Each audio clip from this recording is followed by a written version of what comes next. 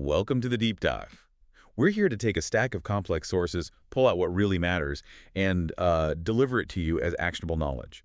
Today, we're navigating a field that's just moving at an incredible pace.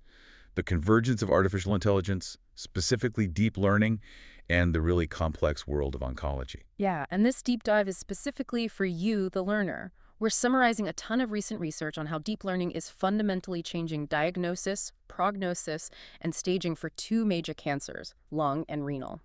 We've basically synthesized everything from, the AI model architectures to how they're actually being used in the clinic so you get the essential knowledge to keep up. So our mission here is to give you that comprehensive briefing. We're going to hit three main areas. First, why we even need AI in the first place, the clinical baseline. Right. Second, the actual AI toolkit, the algorithms that are, making all this happen. And finally, the really exciting part, the applications in imaging and molecular prediction, plus the huge challenges we still have to overcome. Exactly. We're trying to show the shift from diagnosis being, well, sometimes subjective and slow, to a future where it's quantitative, predictive, and almost immediate. Okay, so let's unpack that. Let's start right at the beginning, at that clinical baseline. Why is AI so urgently needed here? I think it really boils down to the limits of our current manual tumor staging. Early and accurate staging is it's everything in oncology. It dictates the treatment and ultimately the patient's survival. It really is. And the gold standard everyone relies on is the American Joint Committee on Cancer Staging System, the AJCC. And that system is built on what we call the TNM nomenclature. So T is for the size and extent of the primary tumor. Right. N is for the regional lymph nodes. And M tells you if there's been distant metastasis. And those three factors, T, N, and M, they all combine to give you that final AJCC stage from stage 0 all the way to stage 4. It's probably the single most important decision point. And that's exactly where the problems start. Getting that information manually often requires invasive procedures like biopsies, and sometimes you just don't get enough tissue for a full analysis. And even with amazing imaging like CT scans or PT-CT, the interpretation of, tumor borders, textures, subtle little changes, it can still be pretty subjective. So the goal for AI then is to take all of this data, images, scans, you name it, and augment or even replace that human decision-making process to reliably predict that critical AJCC stage. Right. The TNN classification basically becomes the target that the algorithm is trained to predict. Exactly. The goal is simple, really. Make staging faster, make it less invasive, and make it more reproducible. That makes perfect sense. So if that's the clinical problem, what's the digital toolkit that's stepping in? Yeah. Let's dive into the core deep learning architectures that are doing the work here. Okay, so the foundation for pretty much any image-based deep dive is the Convolutional Neural Network, or CNN. You should think of a CNN as just a perfect pattern recognition engine. It's so well suited for images because it doesn't see a flat grid of pixels. Instead, it uses these things called convolutional layers, which are like filters or kernels, to automatically pick out important features. Things like edges, colors, gradients, all across the image. And the real power, as the sources point out, is in its efficiency. That's the key insight. It's something called weight reusability. The network uses the same filter to look for the same feature, say a specific kind of edge, no matter where that edge is in the image. And this just dramatically cuts down on the number of parameters the model has to learn. In medicine, where getting huge labeled data sets is so hard, that reduction is, well, it's crucial. It lets us build these complex models with fewer images. Okay, so CNNs get the spatial info, the tumor's geometry and texture. But cancer isn't just a static picture. There's a context, right? Like Correct. when you're looking at multiple CT slices in a sequence. That's exactly where recurrent neural networks, or RNNs, come in, specifically bidirectional RNNs, or BNNMs. An RNN is designed to learn from sequences. It has this kind of internal memory, often using layers called LSDMs, that lets information from previous steps influence how it sees the current step. And what does the bidirectional part add? Well, a standard RNN only processes data moving forward. A BNNM processes the sequence both forwards and backwards at the same time. And this dual perspective is incredibly powerful. It means important features are much less likely to fade away. That's the vanishing gradient problem. And you get a much richer contextual understanding of the entire data stream. The research shows that the most powerful approach is to just combine them, right? A hybrid model. Precisely. We see this really effective CNN-BNN hybrid model. Think of it like an analytical team. The CNN layers are your image specialists. They pre-process the image slices and pull out all the key features. Okay. Then those features are fed in sequence into the BNN, And the BNNM acts like the contextual expert looking backwards and forwards through all that data to make the final staging prediction. And this hybrid approach, it seems, gets incredible results. I mean, the sources mentioned figures up to 100% AUC area under the curve for renal cancer. Now, that's an astronomical number. For anyone in AI, that immediately raises some red flags about overfitting. What's the context here? That's a really crucial point to make. Yes, 100% AUC on a small, very clean internal dataset is a stunning technical demo. But what it really shows is the model's theoretical potential, not its real-world performance. It proves the method works. But to deploy it, you'd need rigorous validation on huge, messy external datasets to prove it hasn't just memorized the training images. That's a challenge we'll definitely come back to. Okay, that clarifies things. So to round out the toolkit, we need the functions that actually drive the output. Right, the activation functions, they introduce nonlinearity, which is essential for learning the complex relationships you find in biology. The two main ones are ReLU, the rectified linear unit, which is used in the hidden layers. And for the final prediction layer, especially for a multi-class problem like staging, you absolutely need the softmax function. And softmax is just there to give us a clear, usable prediction. Exactly. It takes all the final internal scores from the network and translates them into probabilities for each stage, stage 1, stage 2, and so on. And it makes sure they all add up to 1. So it tells the doctor not just the predicted stage, but how confident the AI is in that prediction. A solid overview. Okay, now let's see where this tech meets the patient.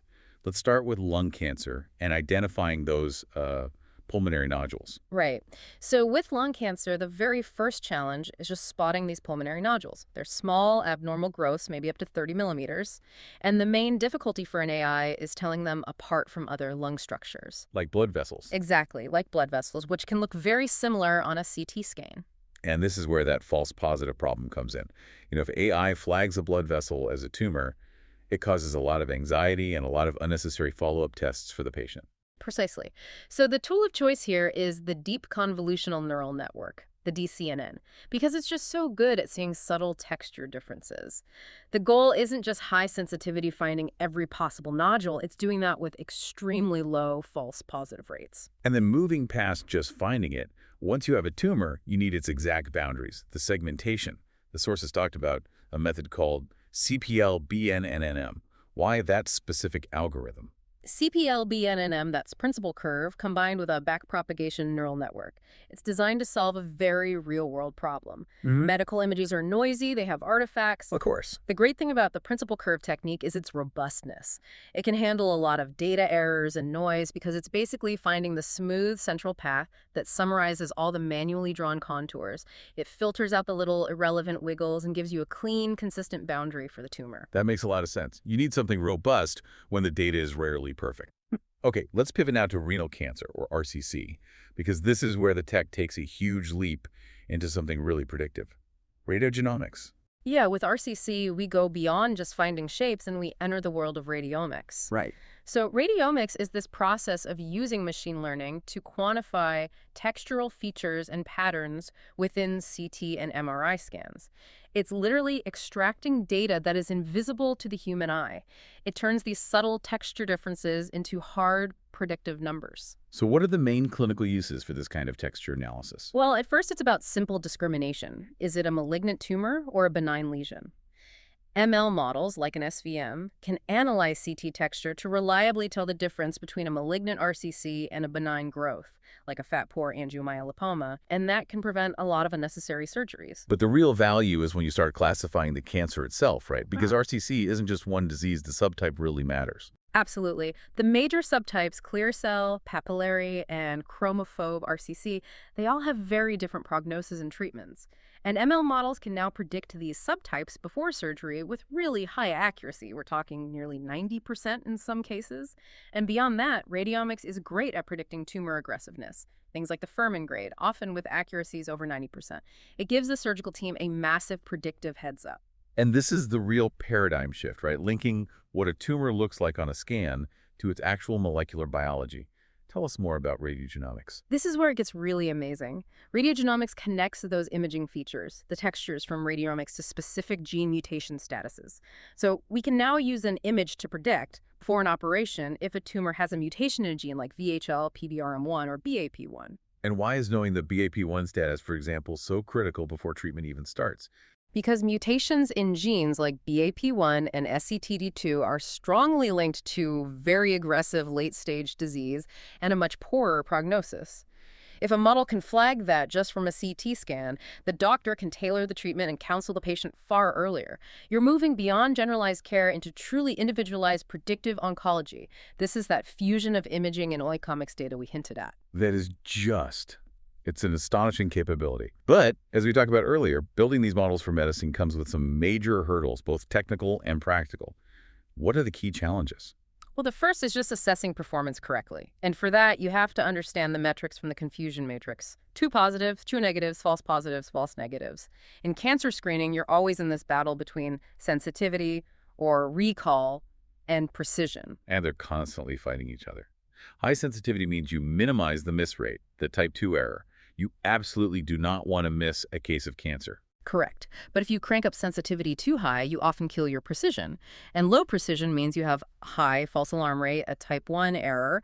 You're telling healthy people they might have cancer, which leads to immense stress and unnecessary procedures. The F1 score tries to balance those two, and ROC-AUC gives you a sort of aggregate score of the model's overall reliability. So the metrics are tricky, but the biggest technical barrier, especially for deep learning, it has to be the data itself. It's the #1 bottleneck.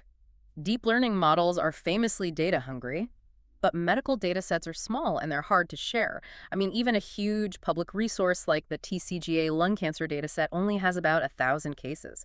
That's tiny for training a model with millions of parameters. The sources outline a couple of really clever strategies to deal with this small data problem, specifically for a framework called DeepMultiSurv. Yes, so we have the divide and conquer strategy, or DCS, and the multitask model, or MMDCS, is like, you build your team of specialists first. You train the different feature generators separately, like the CNN for image features, and then you lock them in place before you train the high-level part that integrates everything. You break the big problem into smaller pieces. And the multitask model, how is that different? The MM approach is much more integrated. It reformulates the model to juggle two jobs at once. First, an unsupervised task, which is maximizing the correlation between features from different views images, clinical data, omics. Okay. And second, the supervised task, which is actually predicting patient survival. It alternates between these two jobs. So instead of training parts separately, it's learning the feature relationships and the final prediction at the same time. Exactly. And that dual task approach actually proved to be a bit more stable and effective in the research. It just makes the whole training process more efficient when you have so few samples to learn from. And beyond the data issues, the last two critical hurdles are about trust and security, the black box problem. These are existential issues for deployment. The lack of interpretability in these models, the black box, is a huge problem in oncology. A clinician needs to know why an AI make a life-altering prediction before they're going to trust it. That's why the field of explainable AI, or XAI, is becoming so critical. And on the security front, the risk of subtle but catastrophic interference. Absolutely. You cannot overlook the vulnerability to adversarial attacks. This is where someone subtly alters an input, changes a few pixels on a scan that a human would never notice, but it causes the model to spit out a confident but completely wrong answer. In healthcare, an attack that flips a stage 1 prediction to a stage 4, the consequences are immediate and severe. So we're balancing this incredible clinical potential against these really serious ethical and safety liabilities? It's the ultimate trade-off, and it's going to define the next decade of medical AI. Wow. This entire deep dive really shows how AI is moving cancer diagnosis away from subjective visual analysis and toward a future of quantitative predictive medicine, fusing imaging with molecular data to find insights that were just impossible before. It really does. It's turning diagnosis from an art into a much more precise, mathematically driven exercise. And to help reinforce some of these concepts, here's a short exercise for you to think about. A new AI screening model for pulmonary nodules is deployed. Clinical validation shows it has very high sensitivity but relatively low precision. So clinically, what type of error, a miss rate, or a false alarm rate is going to be more frequent, and what are the primary practical implications for patients in that screening program? And finally, a provocative thought for you to mull over. Moving from these static, pre-trained research models to true learning systems in the clinic presents a massive regulatory hurdle.